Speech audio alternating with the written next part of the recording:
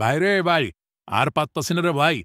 পাকিস্তানের কাছে white wash হয়ে বারে বিরে আসতে না আসতেই পাকিস্তান নাকি আবারও আসতেছে। ক্ষত না শুকাতেই আবারও মারার প্ল্যান চলতেছে। এমনি বলে বাঁচবো না কিরে। আবারও 3 ম্যাচের টি-20 সিরিজ, আরও একটা হোয়াইট ওয়াশ লোডিং। মারে মা, গরর মাঠে পালাইয়া মারুনি কি আবারও। বাংলাদেশের আবার এখন যে অবস্থা, উগান্ডা আসলে উগান্ডাও বাংলাদেশের হোয়াইট ওয়াশ করে যায়। র্যাঙ্কিংয়ের অবস্থান 10, এর নিচে যাওয়ার সুযোগ থাকলে এর নিচে থাকতাম। বারবার ক্যাপ্টেন বদল, বোর্ড সভাপতির বদল হলেও আমাকেও ভাগ্যের বদল হচ্ছে না। লর্ড শান্ত আবার বলছিল 2027 সালে আমরা নাকি টপ 4-এ থাকবো। ওই কথা বলার পর ওই টিমে থাকে না, টপ 4 তো দূর কি বাত। এই খেলা আর টিভিতে দেখানো লাগবে না রে ভাই। স্টেডিয়ামের দরজা বন্ধ করি ওই 11 জনরে তোরা ওইখানে ফিরে। তো এইটুকুই।